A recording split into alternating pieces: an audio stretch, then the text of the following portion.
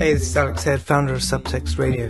This is Subtext. Please go ahead and click the like button and the subscribe button. It really helps us to reach new audiences and promote the artists that we work with. Hit like and hit subscribe.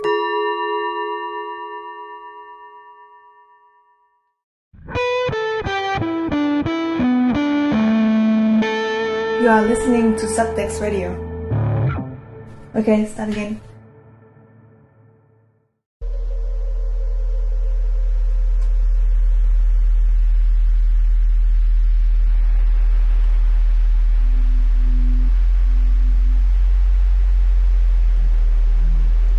Hermanitas bien amadas, mujeres sufrientes de este mundo, vengan a la unión, vengan a la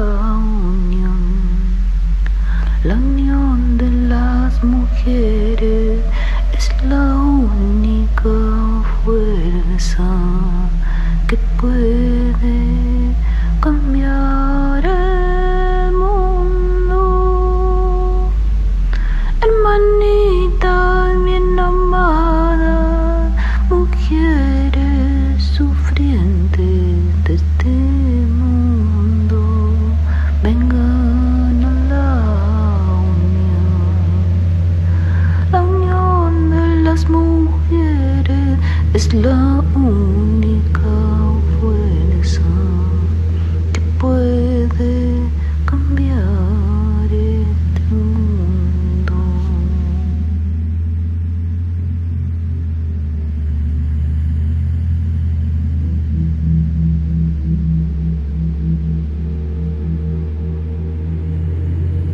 Hi, my name is Angela Dimitrakaki. I'm a writer and an art historian based in Edinburgh and Athens. And I would like to explain briefly what you will listen to soon, as I was involved in its making. So what you will listen to is a collective sound file that brings together about 30 women activists, theorists, artists, poets from different parts of the world. In some cases, the voice of a woman represents a collective, a group, for example, the International Women's Strike, or a woman can speak for herself, but also for a collective politics, such as of the Kurdish women's movement, or a woman can just sing a song about the violence of losing her mother, or a woman can offer an incisive theoretical analysis of the subject. And each of these 30 women were given a brief to imagine, they were asked to imagine feminism as anti-fascism and to consider the possibility of an international anti-fascist feminist front. Each woman was asked to speak or recite a poem or sing or scream for no more than 3 minutes, and in a language in which she feels she can say best what she wishes to say and protest about. And so we have many languages here, and together the women's voices make up this joint symbolic oral intervention into our divisive political times. We hope Antonia Majaca and myself, who thought about this project, and of course Sanja Iveković, whose public artwork for Documenta 14, Monument to Revolution, invited this making of the sound file as a response from us. So all three of us hope that this file will not only be a social document of and for our times, but also that the struggle that it documents will deepen as long as the circumstances require it. As a contemporary public sculpture by an exemplary feminist artist, that's Sanja Iveković, monument revolution refers, of course, to a destroyed original memorial dedicated to the murdered revolutionaries of the left, Karl, Liebknecht and Rosa Luxemburg. The original was in Berlin, and it was by the architect Mies, and it was destroyed for political reasons in the 30s. And if you know the 30s, and it's difficult to not know anything about the 1930s, you can then imagine the political reasons I'm speaking about. So we have been as horrified as others to be witnessing in the early 21st century the same political reasoning, a return of this political reasoning of hatred, to see this kind of reasoning taking shape again and to shape political public consciousness. And so we ended up using this wonderful phrase of Rosa Luxemburg about how one can tell what is possible. And we thought an international anti-fascist feminism must be possible because it is necessary, and that thinking is what led to this oral social document called Art of the Possible towards an international anti-fascist feminist front. We would like to thank all who participated, all who supported us, all who offered their talent and energy, and who think that art can still have political imagination.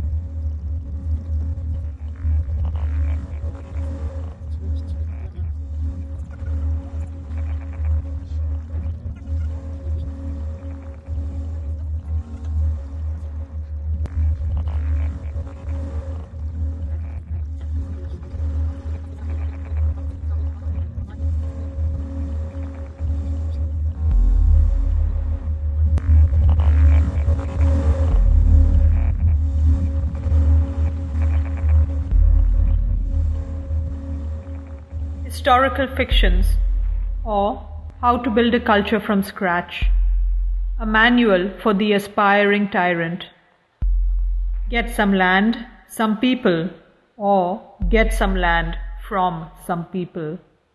Some laws, some guns, to teach the people the importance of obeying the laws and the guns. Then sweep the stables, kill the behemoth of tiresome historicity, kill conscience, that elephant in the room. Muzzle the dissidents, tear down the tower of ivory, pass that kidney stone, rigid, academic, piss out their learning, whip incontinent history into shape, get with the pogrom. Gag the girls, enfeeble the female, constrict, restrict, reverse, perverse, empty their verbs, fill their wombs, grind their gears, mere cogs in your replicating machine. Celebrate ignorance, forget Fahinger and his drivel that all human concepts are simply useful fictions. Hemorrhage the grey matter. A well-ventilated mind is simply a head like a sieve, which, as we know, is the best way to keep one's head. Kill the elephant again, and the bookworm, who will turn like the worm in your apple-cheeked patriotic pride. Wouldn't it be thrilling for all of this to be useful? Confetti at a fascist parade. Ashes of books flying up from the conflagration. Only your words set in stone. Burn all the books. No phoenix can rise from these ashes. No literature needed when these fictions serve us better. Drug them all then with the opiate of your choosing, the thrall of the horde. Give them their anthem, their rallies, and watch them cry, their rallying cry. Voices congregated in unanimous unison with singular tongue, singular purpose, singular ends from singular means towards a singular extinction.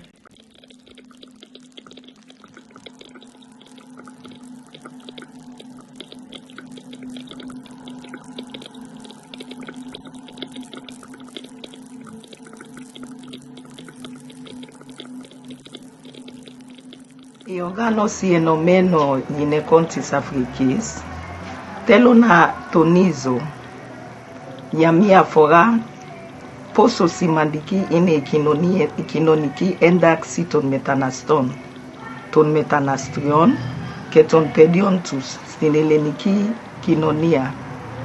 I organos imasimeteki se aftitin prospatias, endaxi to metanastron apotin afriki, Ctizi gerfires politismus irenikis symbiosis, alilingiske gnisias ectimisis yatin chora opu catikume tinelada, tin defteri patridamas, que tin proti yatapediamas, puyinitikan I megalosanedo stinelada. I enosi africano I enomeno nine conatis africis diorganoni festival politismo che alilingis eniski embracta tis inekes pusimete andimetopizu ne katimerina problemata andisteke testivia katatoni ne con apuopu ke an poekrete. I campania mas o historiacismo saputin cunya. Iki anadiksi paliotera to tema to pedio mas puden borusan na ekune ute kan pistopitiko yenisi I poso malon eleniki italienia.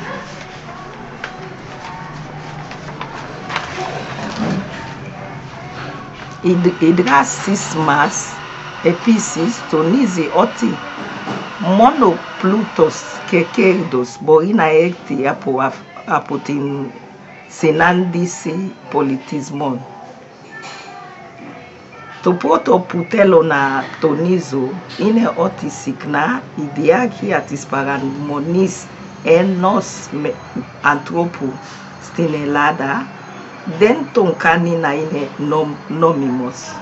Seropoles que polus apotin afriki pu ine kronia edo ostoso ia diaphorus logus tus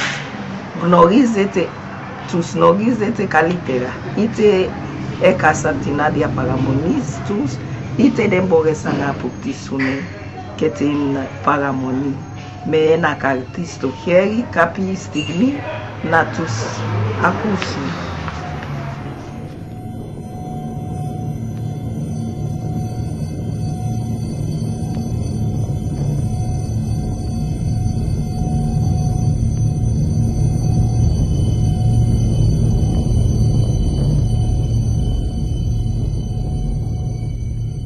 fascism could never have emerged if not for the enslavement of the oldest colony of all, women. Of all the oppressed and brutalized groups, women have been subjected to the most ancient forms of institutionalized violence. The view of women as war spoils, as tools in the service of men, as objects of sexual gratification, and sites to assert ultimate power persists in every single fascist manifesto throughout history. The emergence of the state, together with the fetishization of private property, was enabled above all by the submission of women. It is impossible to assert control over entire populations or to create deep-cutting social divisions without the fall of women, promoted in male-dominated history writing, theory production, meaning-giving practices, and economic and political administration. The state is modeled after the patriarchal family, and the patriarchal family is modeled after the state. All forms of social domination are at some level replications of the most comprehensive, intimate, direct and harmful form of slavery, which is the sexual subjugation of women in all spheres of life. Different institutions of violence and hierarchy, such as capitalism or patriarchy, have distinct features, but fascism constitutes the concentrated, interrelated, systematized collaboration between them. And this is where fascism and capitalism, together with the most ancient form of human domination, patriarchy, find their most monopolized, systematic expressions in the modern nation-state. Previous regimes over the course of history had despotic characters, but they always relied on certain moral codes, religious theologies, and divine or spiritual institutions to be seen as legitimate by the population. It is a particularity of capitalist modernity that it sheds all pretensions and claims to morality in relation to law and order, and exposes its obscenely destructive systems for the sake of nothing but the state itself. Therefore, as the experience of Kurdish women today shows, beyond physical self-defense, an efficient anti-fascist struggle must aim to protect society against the attacks of the authoritarianism of the capitalist, patriarchal status system by creating radical democratic alternatives. We need a mental revolution in order to overcome the system of the state. The strongest aspect of the fight against ISIS in Rojava, northern Syria today, consists of the establishment of grassroots democratic, social, political, and economic structures that reunite society with the values that capitalist modernity takes away from them. The means of social organization through solidarity, communal economy, and self-defense. In a globalizing era, without international solidarity, no anti-fascist struggle, no revolutionary undertaking can survive. Therefore, women must be the new anti-fascist frontline of our history.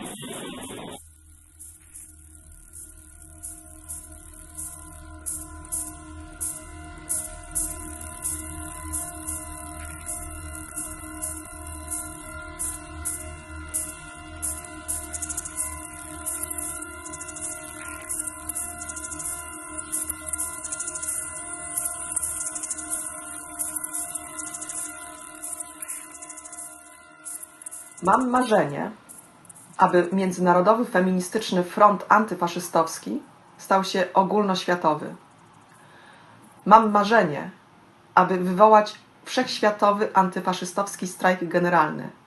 Kobiety różnych krajów pokazały ostatnio, że potrafią się zjednoczyć i we wspólnej sprawie zawalczyć. Mam marzenie, aby ta walka przeszła od międzynarodowej do ogólnoświatowej, aby nie powtórzyła strukturalnych wykluczeń typowych dla naszych czasów. W Polsce, gdzie żyjemy i pracujemy, rząd wypowiedział kobietom wojnę. W białych rękawiczkach likwidowane są nasze prawa, a co jakiś czas słyszymy o zaostrzeniu ustawy antyaborcyjnej takim, że będziemy kryminalizowane za sam zabieg przerywania ciąży. Sądy i inne publiczne instytucje oraz media obsadzane są pracownikami z nadania, a drzewa i zwierzęta wycinane i zabijane. Powietrzem w naszym kraju nie dawało się przez ostatnie 2 tygodnie oddychać. Normy zanieczyszczeń przekroczono kilkukrotnie i rząd ukrywał te informacje przed nami. Ze wstydu albo może z głupoty. To kobiety i dziewczyny ostatecznie wyszły zeszłej jesieni na ulicę i przypomniały o tym, że w naszym kraju suwerenem jest jednak lud. W czasie, gdy to piszemy, tysiące ludzi tonie w Morzu Śródziemnym, umiera z głodu w pociągach między Meksykiem i USA oraz gnije w więzieniach na całym świecie. Mam marzenie, aby nierówności przestały istnieć, nie przez asymilację czy ujednolicenie, ale dzięki społecznemu przejęciu środków produkcji. Mam marzenie, aby artystki i artyści chcieli w tym wziąć udział. Nie jako awangarda tego frontu, ale zwykli uczestnicy, jak wszyscy. Być może ten feministyczny front antyfaszystowski, przez to, że jest feministyczny, będzie faktycznie mógł rozwijać solidarność między wszystkimi opresjonowanymi, bez względu na płeć, klasę, pochodzenie, wiek, sprawność, orientację czy wyznanie. Nie ograniczajmy naszych marzeń do artystycznych manifestów. Chodzi o to, żeby świat zmieniać.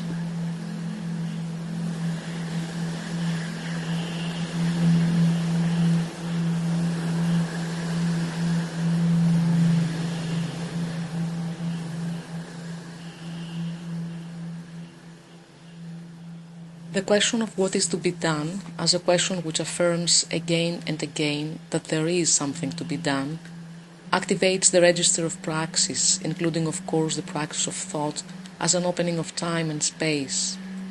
The register of praxis, however, cannot be caught in the closure of either the self-sufficient agency of liberal individualism or a metaphysical power construed negatively as a univocal constraining system.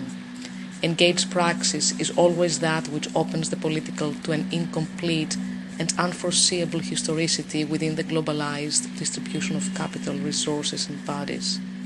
What is implied in this deconstructive reading of the performative forces that are at play in the artifactual production of actuality is the political gesture of engagement as aporia, or, to put it differently, the political gesture of engaging with the impossible as the aporetic condition of the possible. And yet, how do we make sense of the experience of the aporia as revolutionary?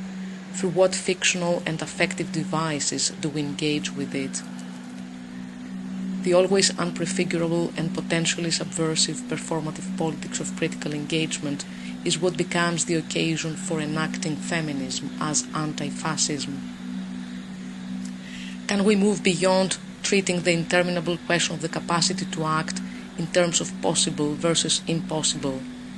I would like us to examine what it might mean to re-embody and reload the archive of revolution as if it were possible. What it might mean to reload the archive of revolution resisting the normative interpellations of becoming archival. But we need also to ask, could there ever be a monument that defies monumentalization? Could there ever be a monument to what Walter Benjamin called weak messianic power? As we struggle today through missed possibilities and unconcluded assemblages of anti-capitalism, anti-racism, feminism and queerness, we embody conditions of impossibility as conditions of possibility.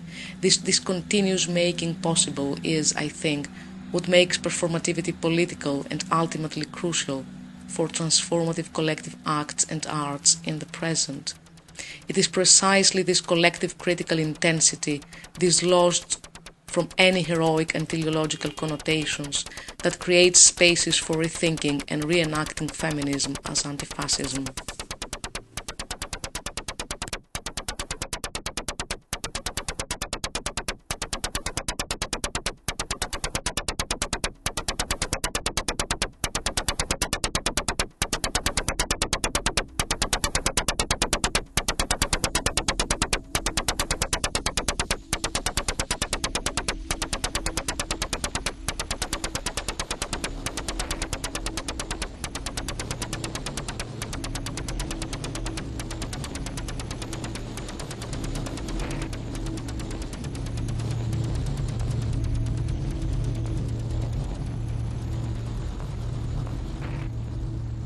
Socijalizmu, Rosa Luxemburg je imala u našem gradu svoju ulicu. Imala je i Klara Cetkin i mnoge domaće junakinje antifašističkog otpora u Drugom svjetskom ratu. Imale su i svoje spomenike, biste, ploče, po njima su se nazivale škole. Kad bolje pogledamo, bile su to uz jednu ili dvije umjetnice, operne pjevačice i književnice, jedine ženske ulice u gradu. Ulice su bile lijepe, u novim dijelovima grada, gdje su građeni stanovi za obitelji koje su se doseljavale u rastući grad i za mlade obitelji. Stanovi su se dobivali u najam, ali doživotno i s pravom nasljeđivanja. Stanarine su bile niske, dostupne. U socijalizmu se rješavalo stambeno pitanje. Onda je došao rat. Kod nas su to zvali domovinski i obrambeni rat od stranog agresora. S druge strane su to zvali rat za obranu postojeće države i svoju manjinu koja u novim nacionalnim državama gubi svoja konstitutivna prava. Kod nas je to, rekli su nam, bio je rat za demokraciju, shvaćeno kao višestranačje, i za samoopredjeljenje. Rat za evropske vrednote, povrat privatnog vlasništva kao temeljne institucije demokracije i slobode. Privatizirana je društvena imovina, tvornice, brodogradilišta, javni prostor. Među prvima su pale takozvane ženske industrije, tekstilna, prehrambena i kemijska, jer su nisko profitabilne, kao što su i plaće radnica u tim industrijama uvijek bile niže od usporedivih, podjednako teških, ali muških industrija i poslova. Tranziciju je pratila resementizacija svih simbola koji su podsjećali na bivšu zajedničku i socijalističku državu. Prve su pale ženske ulice i ženski spomenici, jer su podsjećali na socijalizam, revoluciju i antifašizam. Iz ropotarnice povijesti izvučeni su srednjovjekovni vladari, kneževi, kraljevi, vojskovođe. Novom demokratskom režimu te uloge za žene nisu odgovarale. Škole, ulice i ustanove, do tada nazivane po ženama, heroinama otpora, dobili su i neki muškarci sasvim problematičnih povijesnih uloga. Ženski spomenici su dekapitirani i uvijeni u crne plastične vreće za smeće. Mi, žene iz feminističkih organizacija, odlazile smo na mjesta sjećanja, skidale crnu plastiku i ostavljale cvijeće.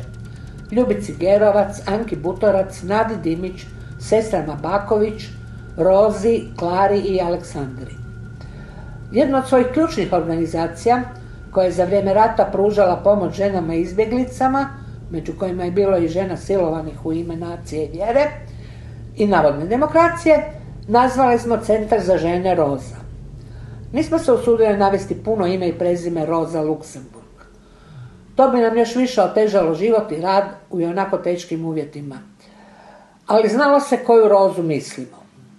Naš kredo da radimo sa ženama žrtvama rata, neovisno o naciji i vjeri, nije dobro prolazio kod političke klase i manipulirane javnosti. Danas, u navodnoj demokraciji i nacionalnoj slobodi, borimo se za temeljno pravo žene da gospodari svojim tijelom, borimo se protiv siromaštva, najveća rizična skupina su staračka ženska domaćinstva, borimo se protiv nezaposlenosti, profita, okupacije javnog prostora, za besplatno i kvalitetno školstvo i zdravstvo, koje gubimo, za manjine, za migrante i izbjeglice i za slobodu onih koji misle drugačije. Borimo se pod imenom Roze Luxemburg, lokalno i globalno.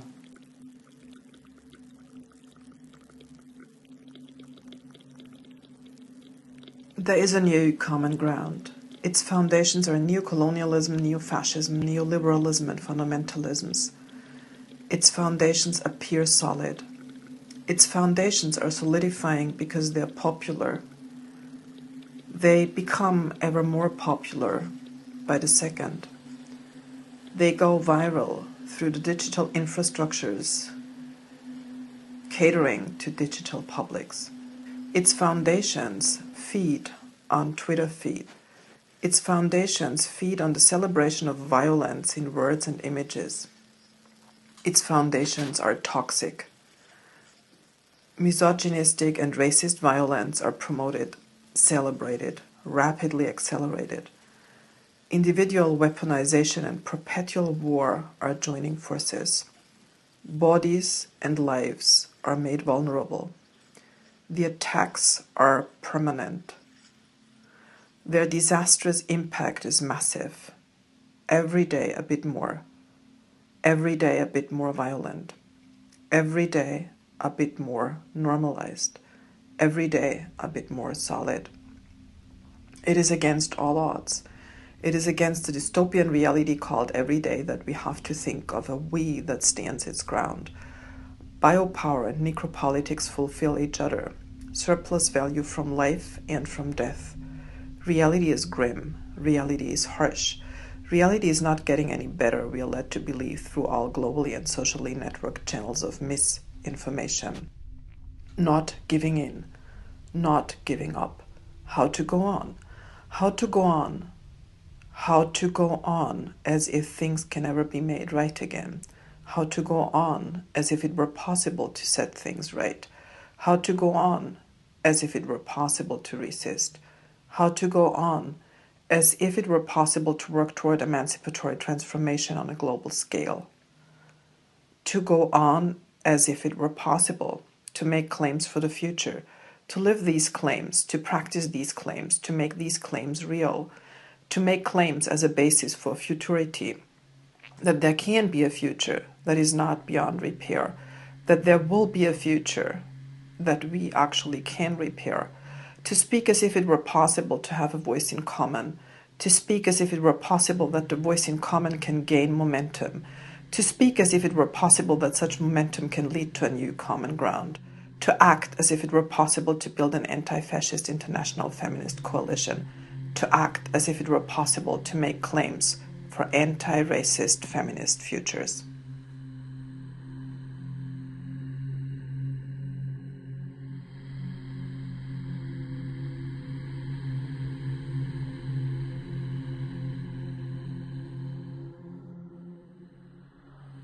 Desde México, soy Silvia Marcos, feminista desde los años 70, integrante de la Red de Feminismos Descoloniales y aliada del movimiento zapatista. A las violencias estructurales de la precarización laboral y la sobreexplotación del trabajo femenino se han añadido las nuevas violencias que la militarización del país y la llamada guerra contra el narcotráfico han traído a la vida de las mujeres. En el caso de México, la impunidad y la complicidad del Estado con el crimen organizado han posibilitado el aumento de los feminicidios. Cada día se cometen 7 asesinatos contra mujeres.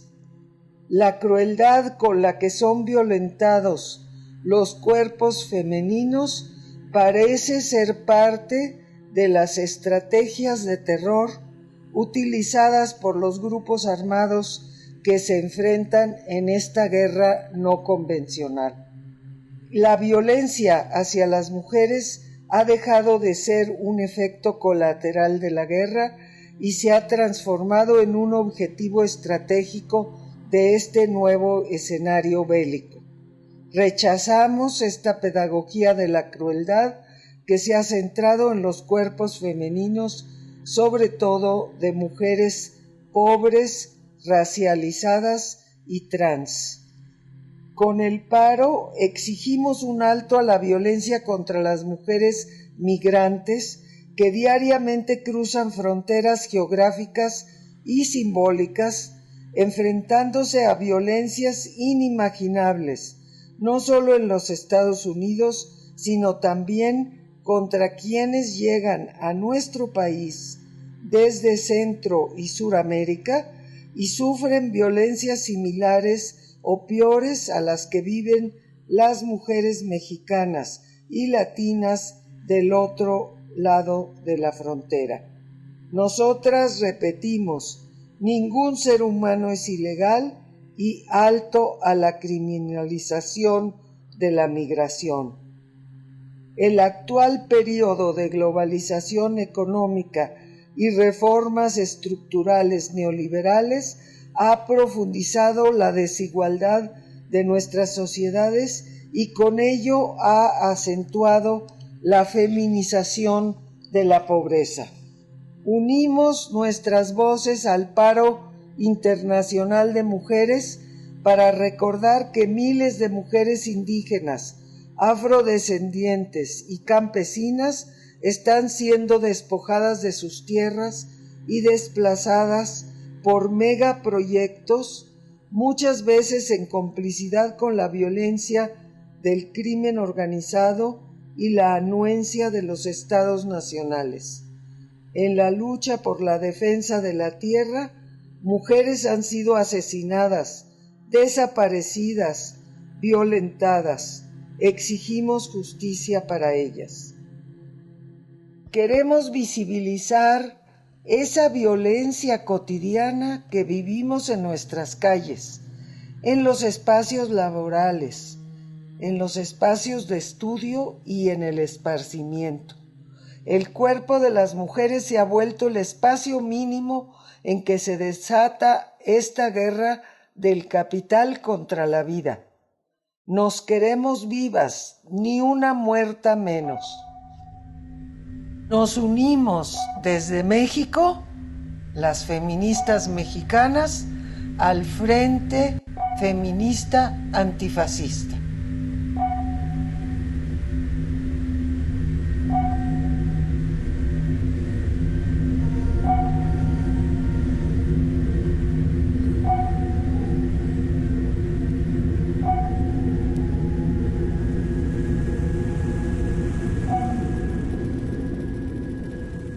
Sexuality is never sexual. Relations between different genders are socially constructed and controlled.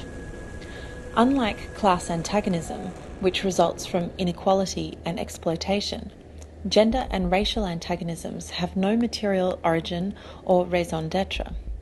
Instead, they require manufacturing. Broadly speaking, gender antagonism is institutionally engineered as a means to stave off and displace class antagonism. The concept of gender became an organising category in all aspects of social life at roughly the same time when 19th century scientific anthropology tied distinct gender roles to differences in biology. As the very notion of progress was grafted onto masculinity, the heightened anxiety about female emancipation was not just epiphenomenal. Fascism emerged as an answer to this conundrum, a way to reconcile development and tradition. Fascism is a reactionary modernism, at once technologically progressive and socially conservative. In Male Fantasies, my favourite book about fascism and sexuality, Klaus Teweleit argues that the type of male-female relation fascism engenders produces, quote, a life-destroying reality. And I quote, "A man doesn't have this sexuality and a woman that one.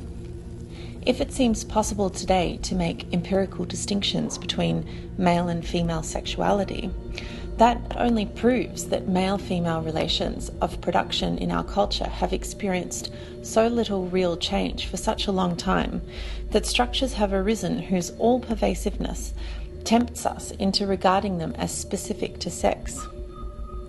But if male-female relations of production under patriarchy are relations of oppression, it is appropriate to understand the sexuality created by and active within those relations as a sexuality of the oppressor and the oppressed. If the social nature of such gender distinctions isn't expressly emphasized, it seems grievously wrong to distinguish these sexualities according to the categories male and female. The sexuality of the patriarch is less male than it is deadly, just as that of the subjected woman is not so much female as suppressed, devivified." End quote.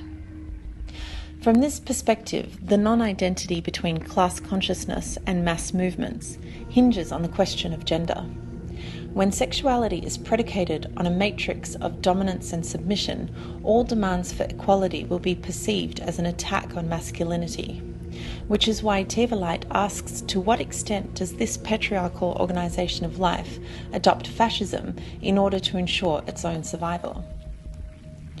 With the continued electoral success of far-right anti-liberal movements across Europe, this question is yet again a pressing one. Text by Ana Teixeira Pinto, read by Alex Martinez-Rowe.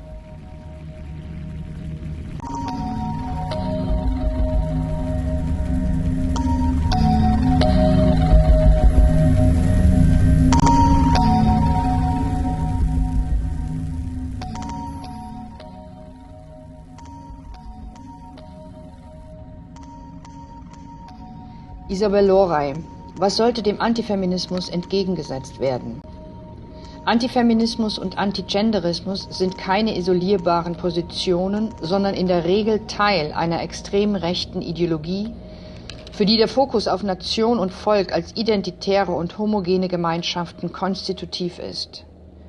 Was nicht zuletzt an der rechtsextremen Bewegung der sogenannten Identitären deutlich wird. Es muss verstärkt darum gehen, in feministischen, emanzipatorischen Argumentationen sensibel zu sein für die Reproduktion von derartigem, an rechte Diskurse anschlussfähigen Denken. Antifeministischen und Antigenderismuspositionen sollten die stärksten emanzipatorischen feministischen Haltungen entgegengesetzt werden. Zu ihnen gehören seit Jahrzehnten die Kritik an Identitätskonstruktionen und ein Denken und Affirmieren des vielfältig Differenten und Heterogenen. Mehrere Punkte. Erstens. Ein Denken in binären Mustern von entweder oder versteht nicht selten Kritik als die Abschaffung oder Zerstörung der bisher angenommenen Meinung. Kritik wird als Bedrohung erlebt, insbesondere, wenn sie nicht sofort eine genehme Lösung liefert, wie es denn anders sein soll, und damit einen neuen orientierenden Rahmen bereitstellt.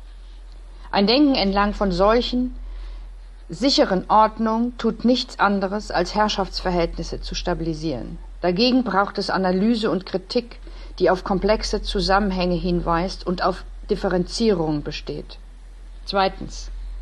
Das Festhalten an Identitäten ist noch immer Standard in vielen wissenschaftlichen Disziplinen, auch oft bei feministischen und genderanalytischen Positionen. Identitäten werden dann weniger als Konstruktionen verstanden, sondern als wahre und empirisch nachweisbare gesellschaftliche Positionierungen. Die zunehmende Komplexität und Widersprüchlichkeit gesellschaftlicher Verhältnisse sind damit nicht zu analysieren. Eher wird das steigende Bedürfnis nach einer klaren Sortierung der Welt bedient. Drittens. Aber auch Identitäten einfach als Konstruktionen zu verstehen, ist keine Lösung. Als kollektive Identitäten werden sie in agonistischen und auch antagonistischen gesellschaftlichen oder politischen Gruppen als wir und sie sich gegenüberstehend vorgestellt. Unterscheidungen in wir und sie sind aber nicht nur das Fundament jeden Rassismus, sondern auch jeden Populismus, der sich immer, auch wenn er von links argumentiert, auf einen Begriff von Volk bezieht und den nationalen Rahmen braucht. Viertens. Queerfeministische und antirassistische Argumentationen werden gerade erneut als sogenannt politisch korrekte Identitätspolitik diffamiert. Zu viel Diversität verunmögliche universelle Positionen und damit eine Politik für alle, also das gesamte Volk, die gesamte Nation. Der zornige weiße Mann oder das Erstarken der AfD in Deutschland seien Effekte von zu weit getriebener Toleranz und Pluralität. Diese antifeministischen Positionen sind im besten Fall Ausdruck verunsicherter Liberaler angesichts eines drohenden Hegemonieverlustes. Aufgrund solcher Positionen beginnen aber auch manche Feministinnen nicht nur im privaten Gespräch die Frage zu stellen, ob wir nicht einen Schritt zu weit gegangen sind. Schnell fallen Beispiele wie die Thematisierung von Transgender im Schulunterricht oder geschlechtsunspezifische Toiletten. Das lasse sich den meisten Menschen nicht mehr vermitteln. Doch statt solcher Relativierungen ist ganz im Gegenteil weiterhin ein dezidiertes Eintreten für das Recht, verschieden sein zu dürfen, nötig und damit für Gleichheit in der radikalen Heterogenität. Fünftens. Nicht zuletzt braucht es konzertierte, komplexe Analysen der verschiedenen Reformierungen weißer Männlichkeiten, ihre Bedeutung für aktuelle politisch-ökonomische Transformationen, ohne einfach von dem Verlust von Vorherrschaften auszugehen oder in Identitätslogiken zu verfallen.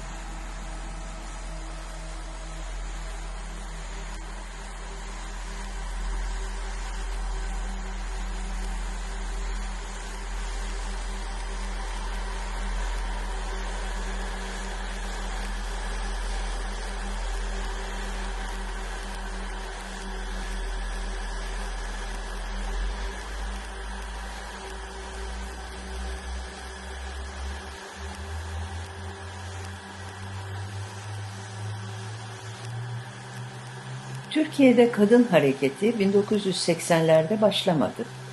Biz bunu 80'li yıllarda keşfetsek de Türkiye'de kadın hareketinin geçmişi hayli eskidir. 100 yıldan önceye gider. Osmanlı'nın son döneminde başlamıştır. Batılı kız kardeşleriyle ilişki ve etkileşim içinde olan Osmanlı büyük annelerimiz 1870'lerden başlayarak söz söyleme hakkı, eğitim hakkı, çalışma hakkı ve aile içinde saygın bir yer edinme hakkı, poligaminin ilgası, tek taraflı bir erkek hakkı olan boşanmanın kısıtlanması için mücadeleye başladılar. Kendi adlarıyla risale ve romanlar yazdılar. Gazetelere okur mektupları gönderdiler. Kendi dergilerini çıkardılar, erkeklerle polemiklere giriştiler, dernekler kurdular. Tanzimat bağlamında devlet katında yapılan reformları savunsalar da dönemin reformcu erkekleri kadın hakları konusunda tutucuydu. Osmanlı değerlerini kadınlar üzerinden muhafaza etmeye çalışıyorlardı. Kadınlar kendi adlarına konuşarak bu tavrı çok ciddi eleştirdiler. 20. yüzyıl başlarında bu mücadele daha da şiddetlendi. Feminist kadın hareketleri sayıca arttı ve çeşitlendi. Balkan Savaşları ve Birinci Dünya Savaşı deneyimi kadınları siyasallaştırdı ve militanlaştırdı. Öyle ki Jön Türk iktidarı altında kadınlar üniversitede okuma, devlet dairelerinde memur, fabrikalarda işçi olarak çalışma haklarını kazandılar. 1917 aile kararnamesiyle Müslüman kadınlar da diğer cemaatlerin yanı sıra poligamiyi kısıtlayan ve boşanma hakkını tanıyan ileri adımlardan yararlandılar. Bu İslam dünyasında bir ilkti. Oy hakkı 1919'dan itibaren talep edilmeye başlandı. Batılı süfrajetlerden çok da geride kalmış değillerdi. Ulusal Kurtuluş Savaşı'na aktif olarak katılan örgütlü kadınlar, Cumhuriyet'in kurulmasından sonra ilk siyasi partiyi Kadınlar Halk Fırkası adı altında kurmak istediler. Ancak kendilerine bir dernek kurma izni verildi. Türk Kadınlar Birliği, Osmanlı Kadın Hareketi'nin mirası Cumhuriyet dönemine aktarmada kilit bir kurumdu. Ne var ki yeni kurulan ve kısa sürede bir tek parti rejimine dönüşen Cumhuriyet, 1926'da kadınlara yıllardır savundukları medeni haklarını, 1930 ve 34'te siyasi haklarını tanırken, başka sivil toplum örgütlerinin yanı sıra kadın hareketini de baskı altına aldı. 1935'te Türk Kadınlar Birliği, oy hakkının kazanılması ve ilk kadın milletvekillerinin Türkiye Büyük Millet Meclisi'ne girmelerinin ardından kendini feshetmek zorunda bırakıldı.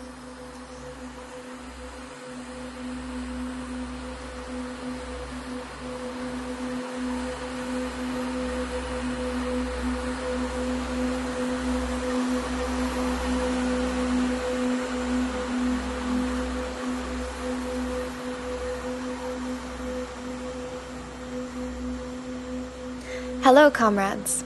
My name is Ashley Borer, and I'm speaking to you today as a representative of the National Planning Committee of the International Women's Strike US. It is a great pleasure and a great honor to be included here at the inaugural event of the Antifascist Feminist Front. The situation in the United States is grave.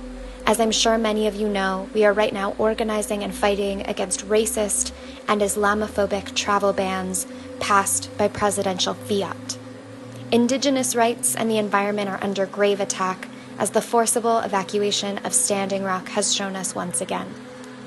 Immigration and border security agents have ramped up their campaigns of terror and violence in undocumented immigrant communities, targeting parents, especially mothers, for deportation. Moreover, radical right-wing white supremacist organizations have been emboldened by the new administration, which has led to a proliferation in racist and anti-Semitic attacks.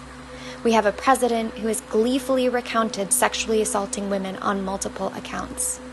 Our healthcare system, already so broken, racist, sexist, and classist, will likely be entirely dismantled in the coming weeks, preserving access to healthcare only for the richest layer of our country.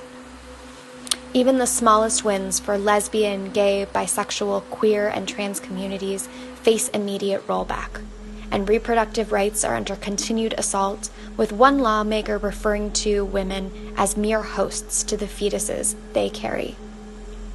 These elements and more together indicate to us, more clearly now than ever before, of the need for a united front, not only against these policies, but the deep systems of oppression of which they are a symptom. We stand against Trump and his policies, but more than that, we stand against the conditions that gave rise to Trump, conditions that far predate him. Among them, not only sexism, but imperialism, capitalism, neoliberalism, the global degradation of the environment, of course fascism, and much, much more. It is no coincidence that the return of popular fascism in the United States has been accompanied by policies that target women, people of color, queers, trans folks, the poor, immigrants, and non-Christians. That is because fascism has always been an ideology deeply complicit with intersectional oppression. And it has always been true that fascism spills across nation-state borders. We are so empowered to be joining with all of you in forming an international feminist front against fascism, because we know that what happens in each of our countries affects all of us. Where fascism confronts one of us, where it terrorizes and terrifies one of us, there we must all make our stand. Even if the particularities of fascism in each of our homes looks different, we know that our struggles are connected. Solidarity means showing up for each other when the fascists come, and not backing down no matter how hard they try, no matter how organized they get, or how much power they have on their side. It also means showing up for each other no matter how far away in space we might be from one another. The international dimension of this work is pressing and it is crucial. And we here at the International Women's Strike US are moved and excited to stand with all of you in the struggle against fascism in your country and in your hometown.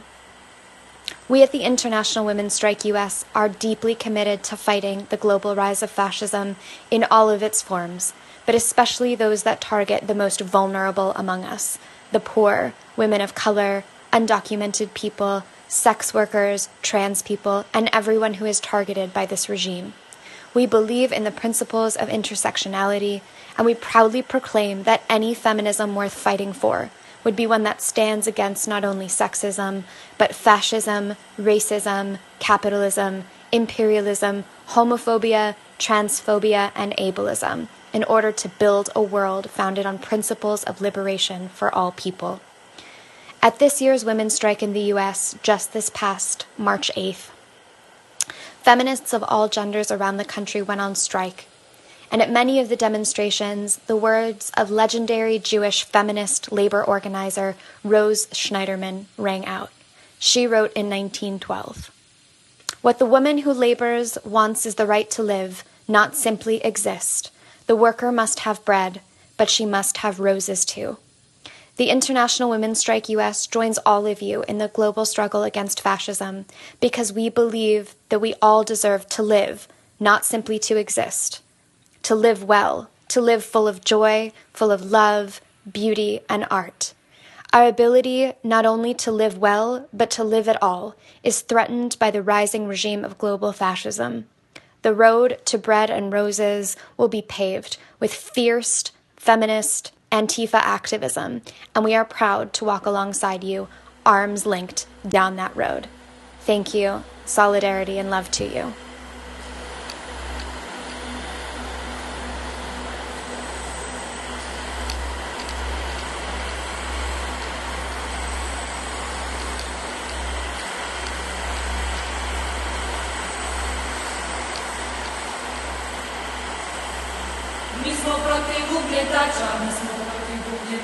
I njihovih pomagača, legionara i fašista, aj Karmela, aj Karmela.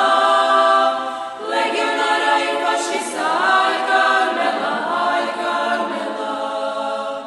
Želja nam je samo jedna, želja nam je samo jedna. fašista više nema, mi nemamo avione, tenkove i kamione, aj Karmela. Nestaje nam municije, hladan vjetar poljem brije, aj Karmela.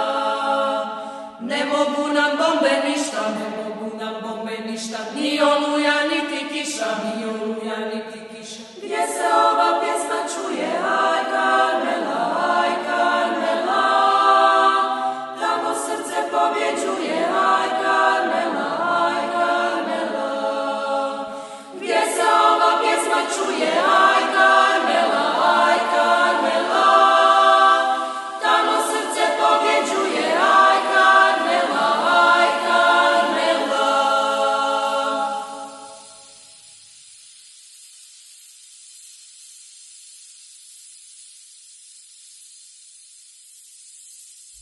Rosa, Luxemburg. Η ελευθερία είναι πάντα ελευθερία για αυτόν που σκέφτεται διαφορετικά. Οι μελλοντικές νίκες ανθίζουν από τις ήττες, αρκεί οι μάζες να είναι στα ύψη. Νίκες είναι να χρησιμοποιούμε ελεύθερα τον οδηγό χρήσης για την διεκδίκηση του ανέφικτου και να τον διαδίδουμε ελεύθερα, ολόκληρο ή σε αποσπάσματα. Υπάρχουν πράγματα που θέλεις να κάνεις, πράγματα που ξέρεις ότι είναι σωστά. Κι όμως, οι κοινωνικοί κανόνες καταφέρνουν να καλουπώνουν το σώμα μας σε μια σωστή συμπεριφορά, καθιστώντας το άκαμπτο και ελεγχόμενο. Το να εκτελείς με λάθος τρόπο σημαίνει απλά να έχεις το κουράγιο να αφήσεις το σώμα σου να κάνει αυτό που θέλει να κάνει. Ζωγράφισε με τον νόμο. Όλα όσα παίρνουμε ως δεδομένα.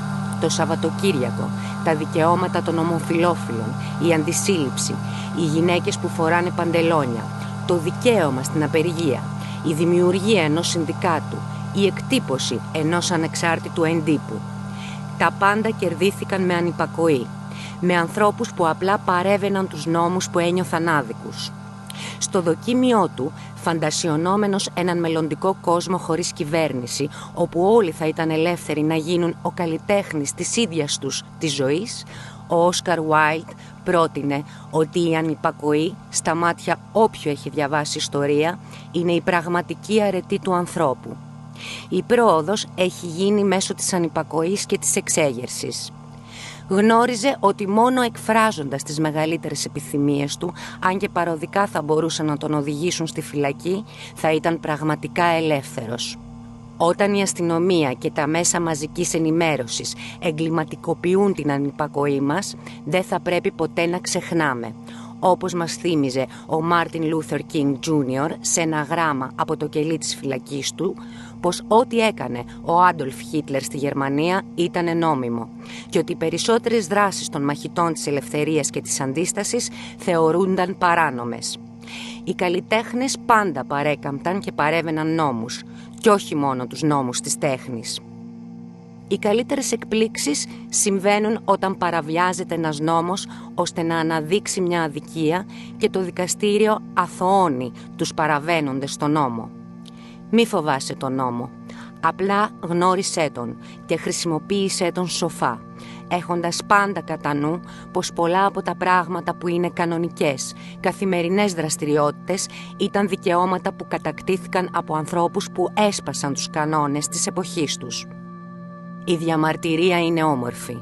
Είναι όμορφη επειδή ανοίγει διάπλατα τις ρουτίνες του χώρου και του χρόνου για να επιτρέψει στο ασύλληπτο να ανθίσει. Είναι όμορφη επειδή στο κέντρο της βρίσκεται η ελπίδα. Ελπίδα στην οποία, όπως τόσο βαθιά καταλάβαιναν οι σουρεαλιστές, μπορούν να ξανασμίξουν το όνειρο και η δράση.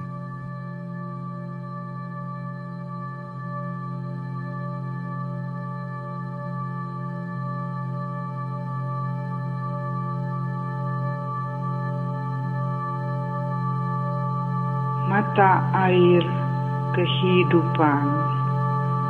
Kehidupan lahir dari rahim perempuan. Begitu pula kasih sayang mengalir bagai air di muka bumi dan tubuh ini menumbuhkan bibit kebajikan. Sekalipun terkadang tumpah jadi air mata dan hidup dirundung derita. Perempuan menjadi objek kesenangan, diperbudak gairah nafsu dan kebiadaban. Dijadikan warga kelas 2. Dilecehkan seperti mainan, dianiaya bagai benda tak berguna, dinistakan bagai makhluk liar.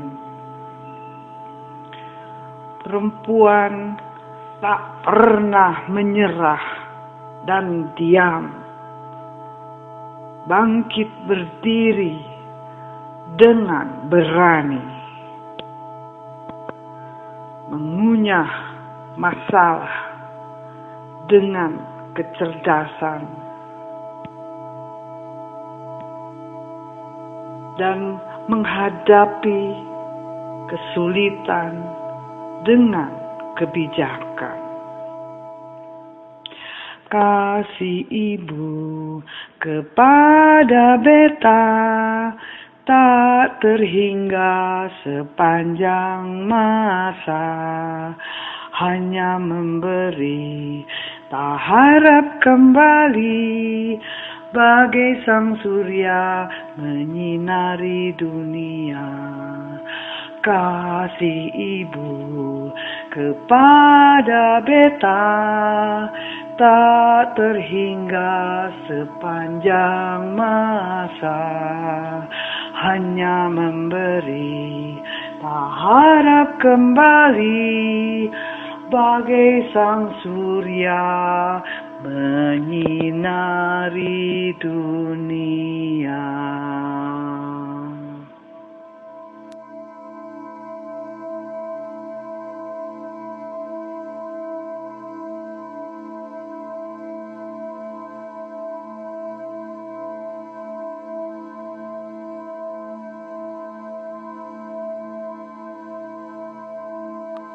This is the voice of Kuratorisk Aktion.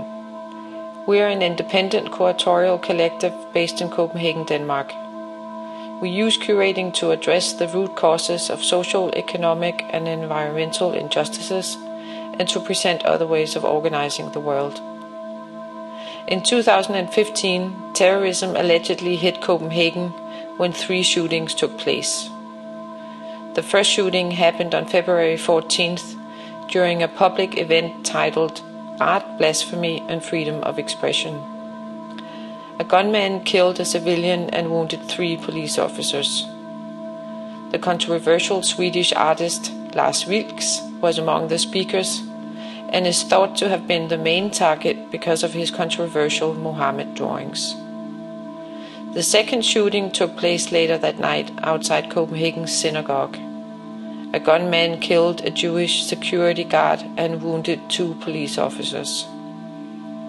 The following morning, police shot and killed a suspect after he opened fire on them. The man was identified as Omar Abdel Hamid El Hussein, a 22-year-old man born in Denmark to Jordanian Palestinian parents. Police claimed he was responsible for both shootings. Politicians, media and the Danish public at large have been prompt to condemn the shootings as terrorist Islamist attacks on Danish democracy and freedom of speech. Those oppositional voices who have interpreted the shootings as a result of structural racism and social inequality in Denmark have had very little resonance. After the shootings, Swedish National Radio asked us for a statement. We told them that in our opinion, art's most important tasks at the moment are to examine what structures in Danish society angered and alienated El Hussein to such a degree that he resorted to killing, and to create real and sustainable platforms that will stimulate greater understanding, conviviality, and solidarity between minority and majority communities. We are involved in 2 such platforms. The first is the Trampoline House, an independent refugee justice community center in Copenhagen that one of the members of Kuratorisk Aktion was part of establishing in 2010. The second is CAMP, Center for Art on Migration Politics, an exhibition venue for art discussing questions of displacement, migration, immigration and asylum that we opened inside Trampoline House in 2015. Trampoline House was formed by artists, curators, asylum seekers and migration activists in reaction to the way in which the Danish state treats asylum seekers and refugees. The house offers different classes and activities, legal counseling and friendship, with the aim of breaking the social isolation and sense of powerlessness that many asylum seekers experience while waiting years in the centers for a response to their asylum application or while waiting to be forcibly deported in one of the deportation camps. CAMP aims to increase insight into the life situations of displaced and migrant persons and to examine the root causes of displacement and migration. The center produces 2 exhibitions annually with renowned international artists as well as less established practitioners. We prioritize artists with refugee or migrant experience. Our objective is to stimulate greater understanding between displaced people and the communities that receive them, and to stimulate new visions for a more inclusive and equitable migration, refugee and asylum policy. On that note, let us end by returning to Omar Abdel Hamid al-Hussein. We strongly believe that if he had had places like Trampoline House and Camp to go to, then maybe the Copenhagen shootings would never have happened. In these spaces, al-Hussein would probably have felt seen, heard, understood, needed, empowered, and part of a community, because in these spaces, white privilege and structural racism are being challenged every day.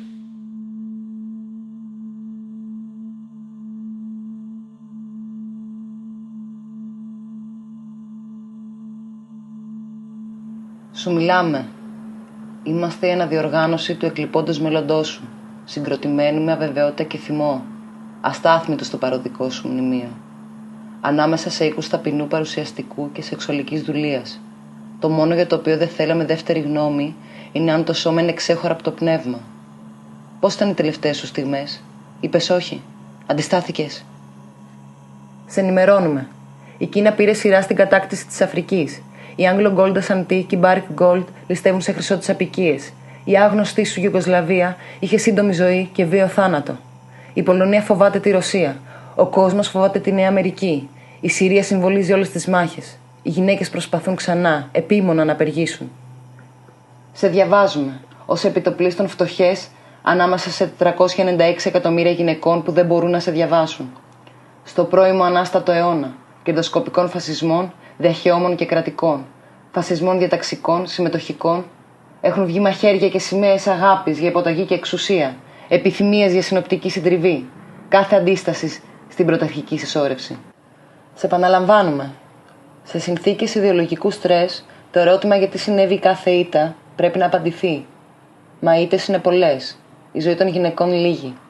Πιεσμένοι στους τοίχους του δωματίου που λέγεται ιστορία. Βγαίνουν για να πάνε στην κουζίνα ή στην υπεραξία, ίσως και στο χτίσιμο των κοινών. Ναι, εντός του καπιταλισμού. Και αυτό με την επαναστατική παρόρμηση που εξέπνευσε. Αναρωτιόμαστε εμείς στη θέση σου. Πόσο συχνά θα είναι οι συνθήκες ανώριμες? Πόσο καιρό θα είμαστε αναποφάσιστες? Ποια από τις δύο είναι η σωστή ερώτηση για το οικογενειακό δείπνο και ποια για την ψυχαναλυτική συνεδρία? Σε επαναλαμβάνουμε. Σε συνθήκες ιδεολογικού στρες, το ερώτημα γιατί συνέβη κάθε ήττα πρέπει να απαντηθεί. Μα ήττες είναι πολλές. Η ζωή των γυναικών λίγη, πιεσμένη στους τοίχους του δωματίου που λέγεται ιστορία. Βγαίνουν για να πάνε στην κουζίνα ή στην υπεραξία, ίσως και στο χτίσιμο των κοινών. Ναι, εντός του καπιταλισμού. Αναρωτιόμαστε εμείς τη θέση σου. Πόσο συχνά θα είναι οι συνθήκες ανώριμες, πόσο καιρό θα ήμασταν αποφάσιστες, ποια από τις δύο είναι η σωστή ερώτηση για το οικογενειακό δείπνο και ποια για την ψυχαναλυτική συνεδρία. Σε ακούμε στους χώρους αναπαραγωγής της χρηστικής σου συντροφικότητας, σε ομιχλώδη τοπία αντίστασης. Δεν γνωρίζουμε πόσες είμαστε, δεν διακρίνουμε τον ορίζοντα της επέκτασής μας. Και εσύ μας οφείλεις φιλία, απορρέουσα εκ των συνοπτικών διαδικασιών εκτέλεσης του εναλλακτικού 20ου αιώνα. Φιλιά, από τη στιγμή που σου άνοιγαν το κεφάλι. Προστασία, ενάντια στην υποβάθμιση της επαναστατικής σου σκέψης. Σε πρακτική αναστάτωση της καθιστικίας τάξης. Σε αρσενικό καταγόγι φαντασιώσεων των ιδίων. Σε στρατηγική δίαιτας ομών λαχανικών. Σε ειρηνική δεώνηση θρησκειών χειραφέτησης. Σε πλάνο προοπτικών επιβίωσης. Σε περιστασιακή περιφορά του γραπτού σου σαρκίου. Σε αύριο που κυδεύεται στο σήμερα.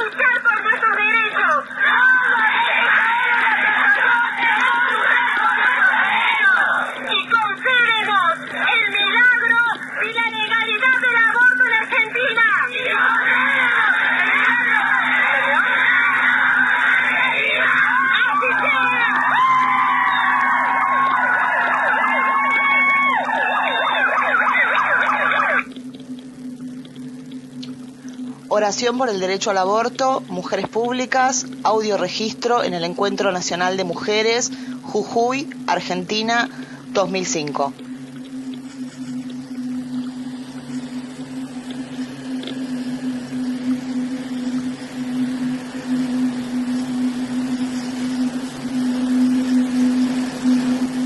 Rosa, Luxemburg. Αυτός που δεν κινείται δεν νιώθει τις αλυσίδες του.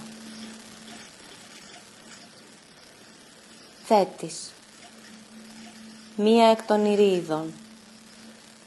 Θεά, θαλάσσια, μητέρα του Αχιλλέα και σύζυγος του Πηλαία. Θέτης. Αυτή που τίθεται. Όπως γνωρίζουμε ακόμα αυτή που αρνήθηκε να τεθεί, στον άνδρα να παραδοθεί, γενόμενη, λιοντάρι, φίδι, σουπιά, γενόμενη, δένδρο, όρνηθα, τίγρη, ώσπου κάποτε, στο ακροτήριο Σιπιάς, ο θνητός την έθεσε γερά κρατώντας. Με σταθερή λαβή τη Λία κατέκτησε και την έφαγε μέσα στον έρωτα. Άφησε μόνο το λευκό κόκαλό της. Το κόκαλο της σουπιάς στην παραλία, καθαρό, πλημμένο από το κύμα. Η Θέτης δεν είναι πια εκεί. Φυσά μία ντουντούκα από τα βάθη της θάλασσας τα λόγια που λένε. Παρόλα τα μελάνια που αμόλυσα, ο άνδρας με καταβρόχθησε. Εγώ θεά, αυτός θνητός. Ο πολεμιστής πάντοτε επιστρέφει νεκρός. Παρόλα τα μελάνια που αμόλυσα, ο άνδρας με καταβρόχθησε. Εγώ θεά, αυτός θνητός. Ο πολεμιστής πάντοτε επιστρέφει νεκρός.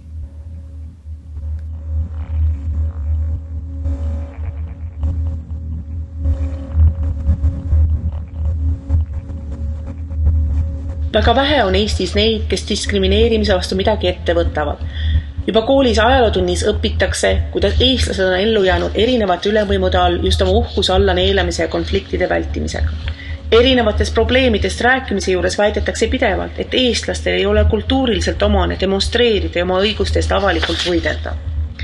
Ma ei ela hetkel Eestis, vaid järjest natsionalistlikumas ja konservatiivsemas Suurbritannias, kus majanduslik heaolu järjest väheneb, rassism ja immigrantide vastu suunatud viha on igapäevased nähtused, kus iga 4. naine kogeb kogust vägivalda, kus 2 naist tapetakse nende partnerite või ekspartnerite poolt iga nädal, kus vaid 5% vägistajatest saab kohtulikult karistatud, kus erinevuste mittesallimine on viinud islamofoobiani, kus terrorismiohu tont on põhjenduseks järjest suuremale isikuvabaduste kontrollile ja militarismile, kus massiline relvade müük despootlikele režiimidele on põhjendatud majandusliku tuluga, kus poliitiline demagoogia ja valetamine on pigem reegel kui erand, kus ei maksustata rikkaid, vaid pigem pigistatakse viimane välja neil, kellelt nagunii enam midagi võtta pole, kus paljud maksavad 80% oma sissetulekust üüriks, kus invaliidsuse ja toimetuleku toetused on muutnud olematuks.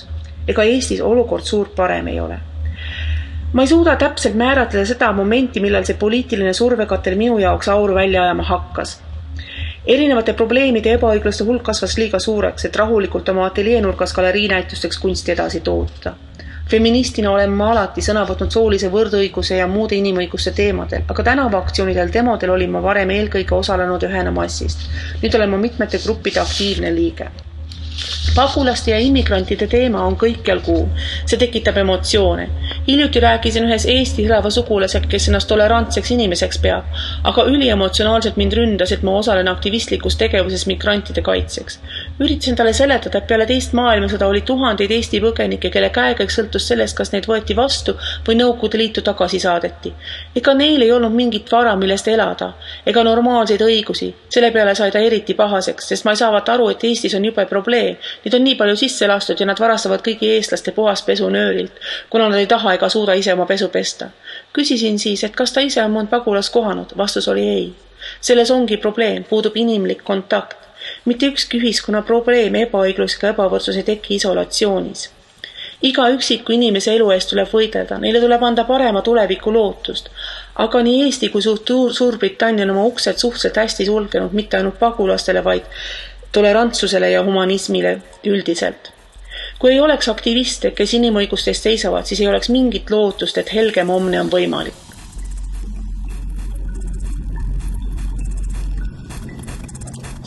Scrivo queste parole all'indomani dell'8 marzo, che quest'anno ha visto crescere il desiderio di ripoliticizzare il femminismo.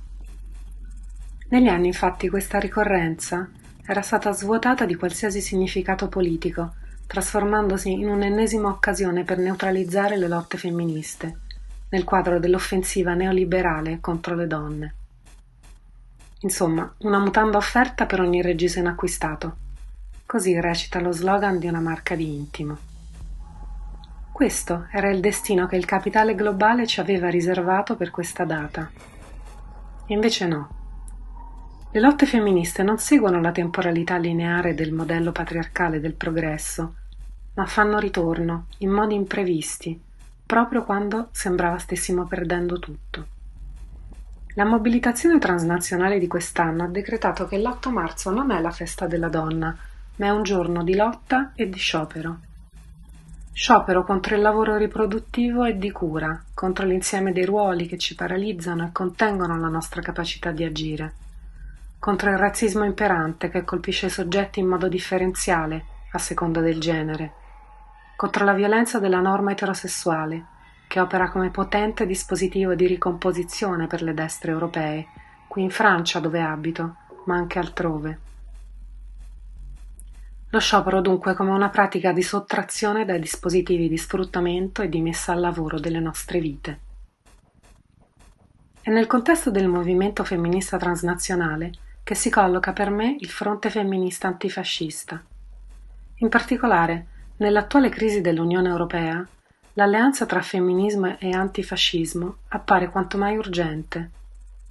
L'eterogeneità costitutiva del movimento femminista fornisce infatti un modello di soggettivazione collettiva che non riguarda soltanto una categoria di individui, le donne, ma indica la strada per una trasformazione globale. Vogliamo cambiare tutto, questo affermano le femministe della rete argentina Ni Una Menos. Soltanto un'alleanza internazionalista, inclusiva e intersezionale potrà fornire un'alternativa reale al falso dilemma tra la demagogia dell'estrema destra e le politiche neoliberali del capitale globale.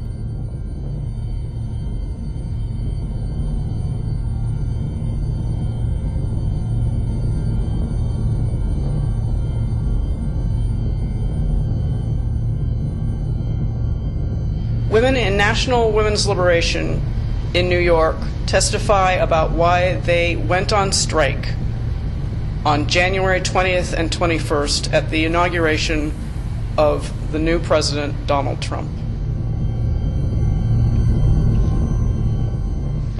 As an older woman, I fear utterly the attacks by both parties on Social Security and Medicare. To have a president who brags and exemplifies using privilege to grope and grab us is intolerable. I can't stand it that we as a sex, and we as a sex will not stand for it. I'll be striking from emotional work and my paid job. I am striking because since Donald Trump was elected, I have felt trapped in a state of PTSD, remembering how it felt all the times I've been assaulted, abused, or belittled. I know it's only going to get worse now that he has endorsed and condoned the subordination of women countrywide. I look forward to this day of striking so I can go one day without carrying these burdens. And I look forward to trying out a lot of new daily bantamweight protests that I will hopefully be able to enact often over the course of the next 4 years. As a woman and a worker, I am overburdened by the demands on me by my job and making up for the inadequacies under this broken system that leaves my family without basic supports like jobs with due process and decent wages, well-funded schools, and health care for all.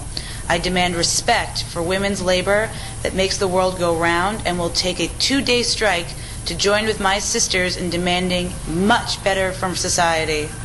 We have the richest people in the world taking so much of our wealth and sticking it to us by fighting paid family leave, national health care, adequate public child care, and K-12 public education. I am the only minority in my office, and I struggle daily as a person of color in corporate America. I am treated differently, excluded, abused, yet needed.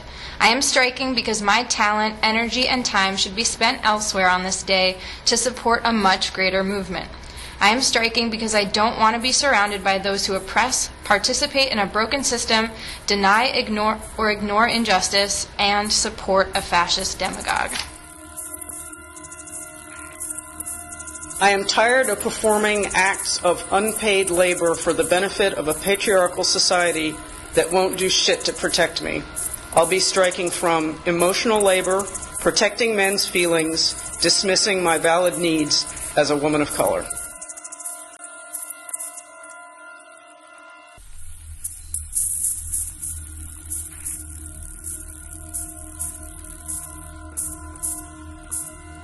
En prisión, junto con sus madres, entraron muchos niños de los cuales nunca se ha tenido registro. En el caso de embarazadas era bastante común que tras el parto se comunicara a la reclusa que su hijo había muerto.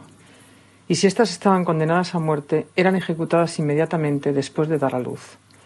La gran mayoría de estos pequeños jamás acababan en manos de sus familiares, sino en una institución llamada auxilio social. En estas cárceles comenzó el operativo franquista para cortar los hilos de la generación republicana con sus hijos, en un intento por eliminar a futuros opositores y convertirlos en fieles adeptos al régimen a partir del adoctrinamiento desde la cuna. Así es que los casos de bebés sustraídos no son pocos. Miles y miles de niños robados, niños arrebatados a las madres republicanas en las cárceles franquistas, es el balance de un régimen terrible, el de esta dictadura, que practicó sobre la población una crueldad sistemática, organizada, siendo el robo de niños una de sus realidades más flagrantes, más difíciles de aceptar y con efectos que aún se sienten en la sociedad española.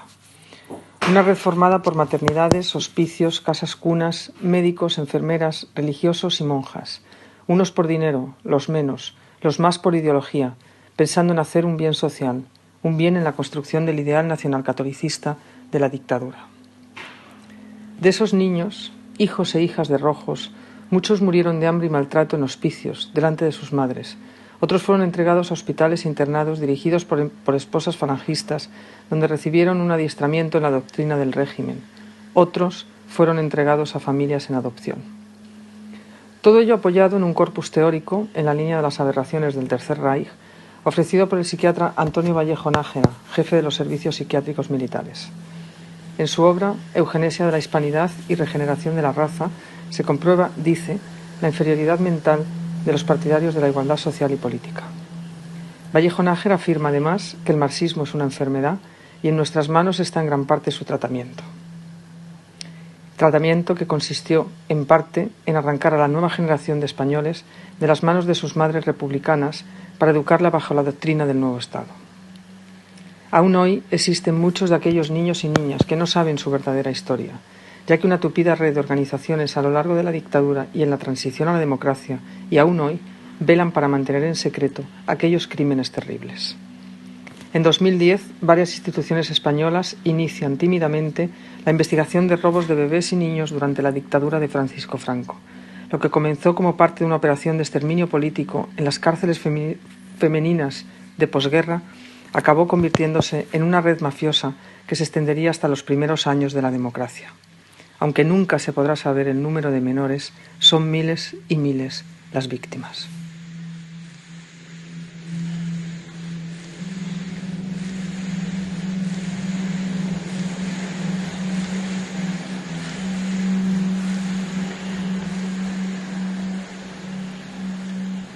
A downright unbelievable sharp turn in events. The cry has been raised here that we are marking time or even retreating. Nothing of the kind. We are advancing, not marking time. We are not marking time, but are continuing to move towards socialism. The times when the center of gravity of political development and the crystallizing agent of capitalist contradictions lay on the European continent are long gone by. Today Europe is only a link in the tangled chain of international connections and contradictions. See to it that you stay human. The road leads not to the robot but to man of a higher order. I cannot separate the physical from the spiritual. The rich are only defeated when running for their lives. Shocks, catastrophes, sudden reversals and annihilations, drawn-out agonies, events unpredicted and unpredictable follow and will follow each other with bewildering speed. As we look at the film of history, it seems that the operator has gone mad. I was, I am, I shall be, blooded and bruised. The cities are bloody. The blood is spilt, split, the cities are splitting, two sides. The rich are only defeated when running for their lives. The cry has been raised here that we are marking time or even retreating. Alpha males versus beta cooks concerns me not. See to it that you stay human. We are advancing, not marking time. A downright unbelievable sharp turn in events. Losing, winning, whining, whinging, winging, ringing, willing, whiling, the times when the center of gravity of political development and the crystallizing agent of capitalist contradictions lay on the European continent are long gone by. Shocks, catastrophes, sudden reversals and annihilations, drawn-out agonies, events unpredicted and unpredictable follow and will follow each other with bewildering speed. The film is out of joint, disjointed. I joined, enjoined, enjoyed. I spilt, split, spilled, blood stilled, still. Today Europe is only a link in the tangled chain of international connections and contradictions. The road leads not to the robot, but to man of a higher order. The road leads not to the robot, but to woman of a higher order. The rich are only defeated when running for their lives. We new, old, and of now humans. We men, we women, we sellers and buyers. We have nothing to lose. Have everything to lose but our chains. A downright unbelievable sharp turn in events. Nothing to lose, everything to lose but our chains.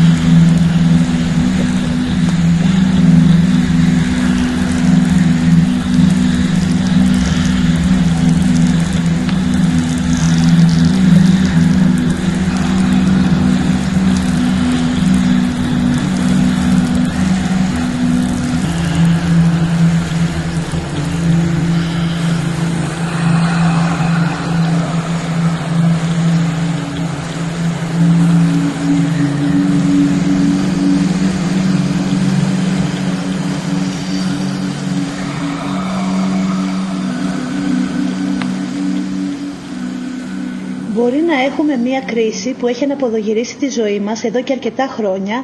Μπορεί αυτή η κρίση να έχει πλήξει τους πιο ευάλωτους και ευάλωτες, μπορεί να έχει πλήξει χειρά τις γυναίκες. Μπορεί οι γυναίκες να είναι πρωτοπορία στη φτώχεια και στην ανεργία.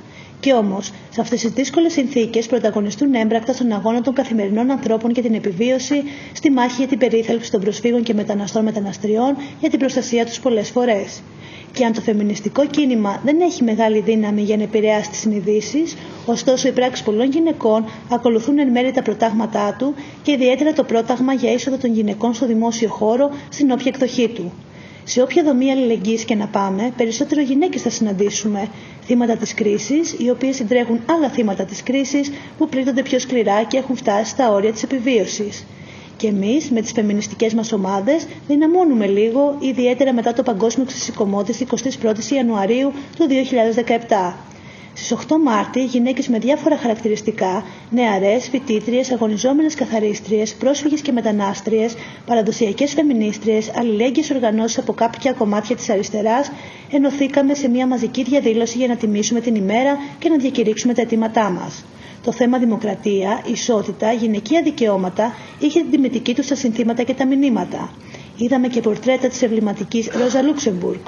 Ο φεμινισμός έχει έρθει πάλι στη μόδα μετά την εκλογή του μισογίνη και ακροδεξιού Τραμπ.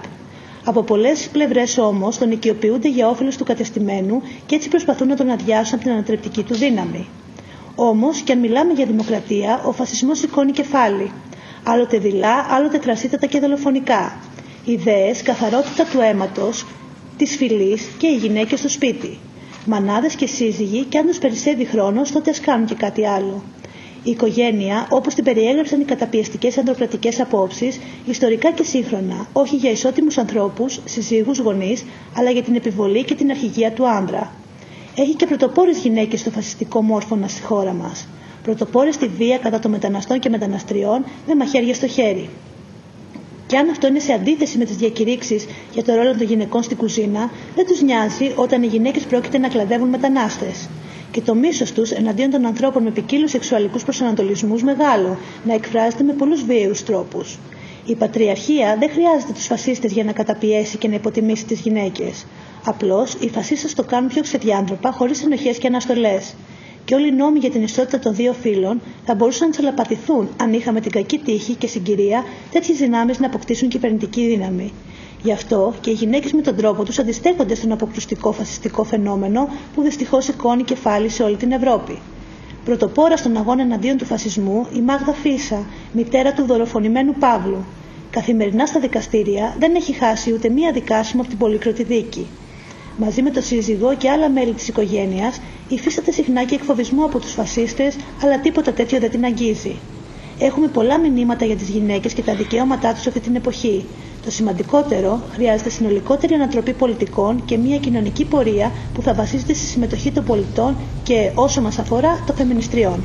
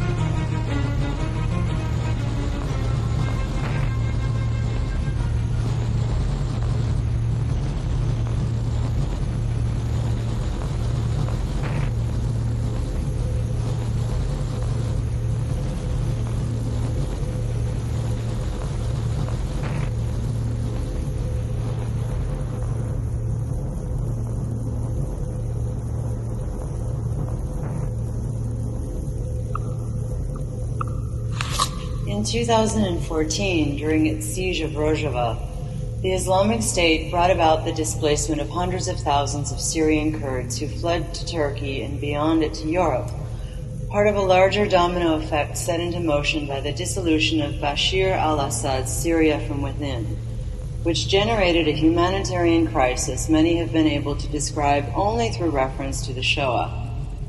Among a complex international coalition to fight ISIS, the YPG, or People's Protection Unit, stood out as an unlikely yet indigenous source of resistance, a kind of improbable David standing for a small but autonomous tribal peoples against a brutal Goliath of Western imperial manufacture.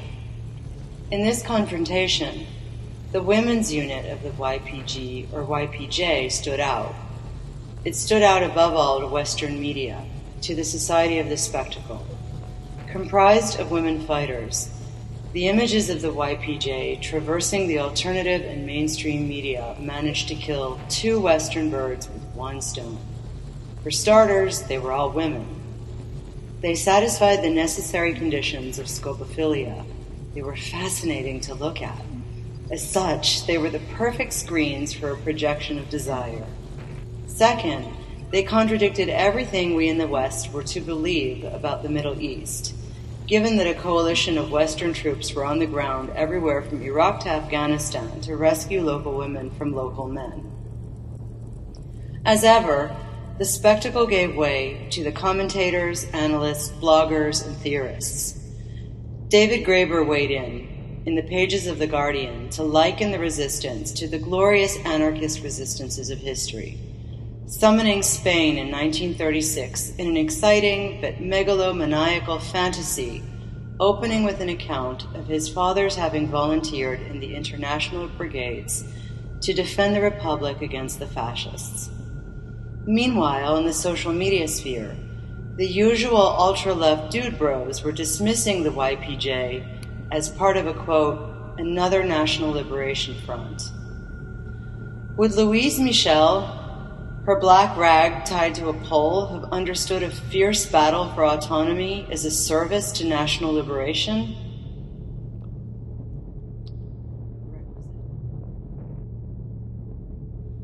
But what nation would be liberated? A nation of women? When in the history of the species have women claimed to the abstraction of a state, a nation? If only, that would be a radical politics indeed. The inherent antinomy between the state and women has never confronted a state of women. The projection of a national liberation struggle was a reactionary impulse, a projection of nationalism onto a centuries-long enemy of the state, of Iran or of Turkey, to dismiss the eruption of a feminist event onto a world historical stage. Meanwhile, the siege of Rojava was long and brutal. Kurdish and tribal villages were displaced, the toll especially heavy on women and girls captured as living remuneration for Islamic State fighters. An Islamic State versus a stateless feminist praxis. The real movement of history speaks for itself. Or to quote Rimbaud on autonomy in 1871, women will discover the unknown. Will her world be different from ours?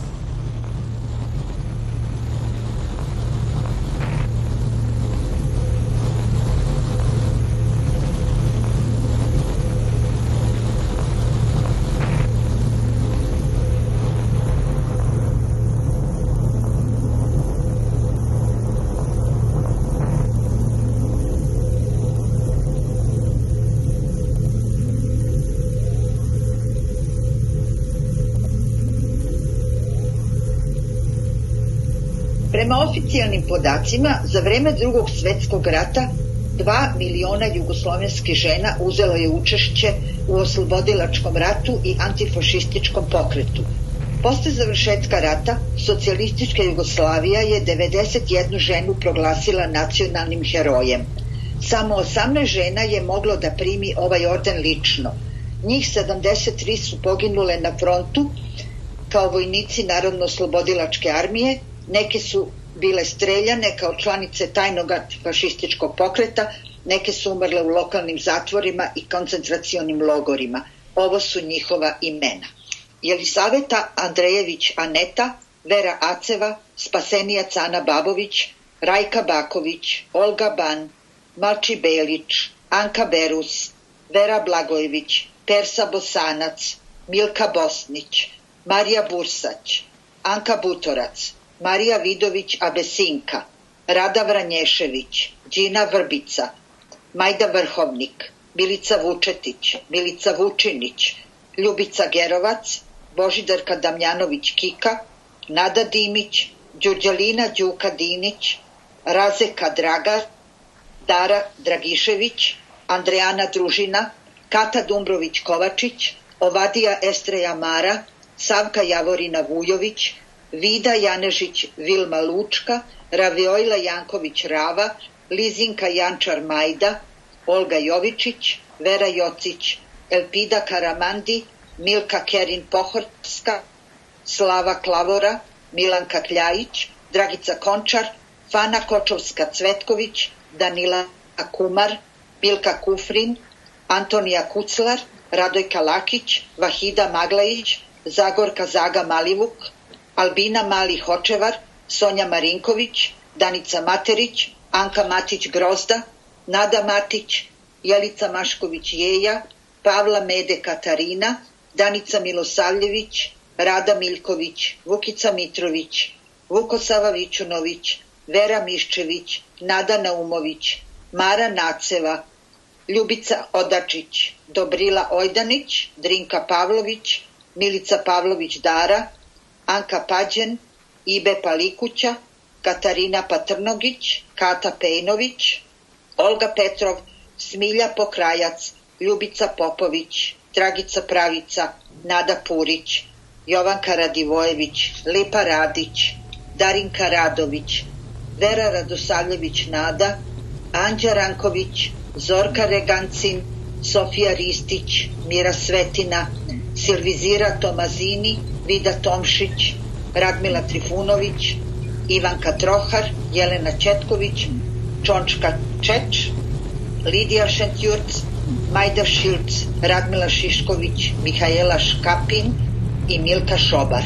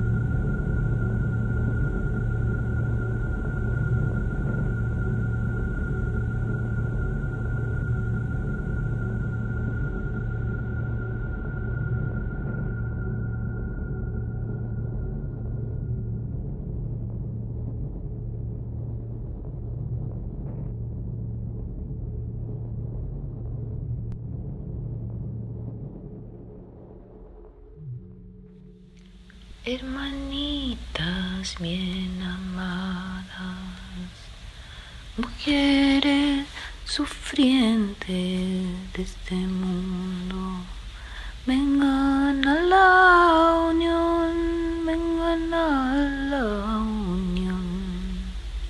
La unión de las mujeres es la única fuerza que puede cambiar el mundo. Hermanitas bien amadas, mujeres sufrientes de este mundo, vengan a la unión. La unión de las mujeres es la única fuerza que puede cambiar este mundo.